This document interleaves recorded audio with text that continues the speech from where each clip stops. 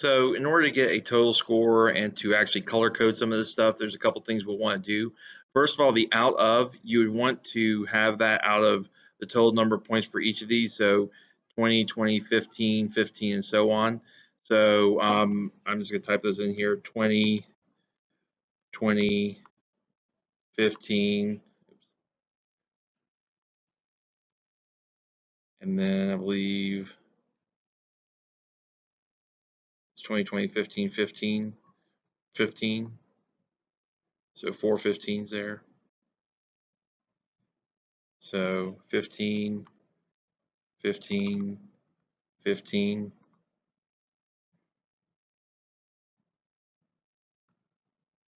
Okay, so now that you have that, you can do a total score. And I would just align this to the right, like so. And then you can do a sum, and you can just put the values that they scored in here.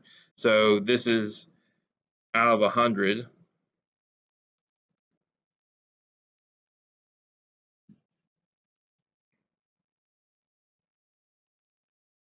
So all I have to do is equal sum, and then do a sum of this entire range here, close parentheses, enter. So right now it's 0, and as I give the student scores, so let's say they got the full 20 points out of here, and they got 15 here, and they got maybe 8 here, and they got 15, and then let's say they got 10, and they got 15. So this student has an 83. Now what you can also do for these cells is if you want to select them, you can do conditional formatting on these.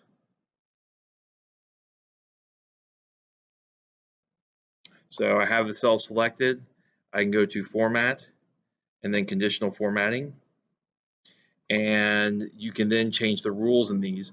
So if you want to do something like a color scale, you have a few different options. So you'll see that you have a red, yellow, green. This is the easiest way in my mind of doing it, and it'll actually automatically do it for you.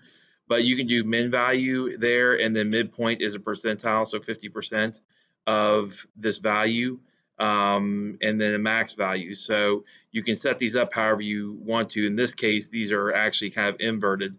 So you would want your green to be your max value, and then again, you can type in a number here. So I could go number is 20, midpoint number is going to be, let's say 10, and then minimum value is going to be number, and we'll just say that it's 0, right? And so then I can see how these fall, and in this case, this is going to be red, this is going to be yellow, and this is going to be green. And you'll see that you have kind of a color coding assortment based on the different values.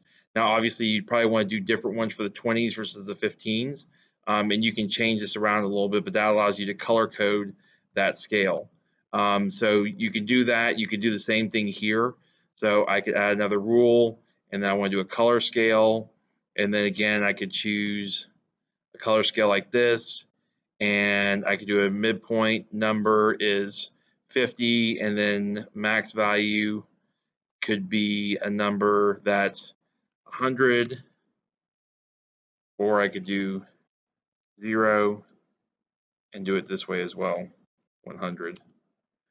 And so you'll see that the 83 is closer to the yellow and the green than it is to the red.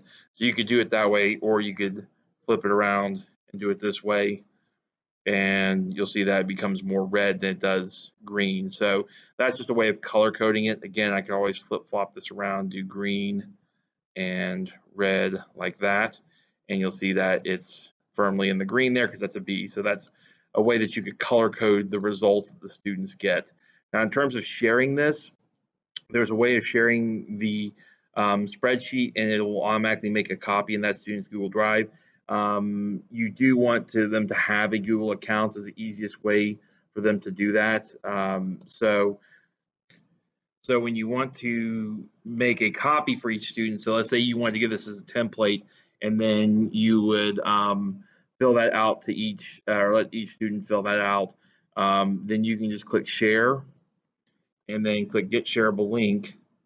And then you're going to copy this link. And then if you go in and remove this last little bit here, it says edit USP and change it to copy, it will force them to make a copy of the document each time instead of sending it out. Now, the other option that you can use if you're talking about filling it in as a rubric and then having it distributed back out to your students, you'd want to use Doctopus in conjunction with Gubrick to create that. And that's just an add-on, and I'll send you a link for that in my response email. But that's how you can make it so that they just makes an automatic copy of it without them having to ask for permissions or click make their own copy or anything like that. And you can paste that URL directly into an email. So hopefully that was helpful for you.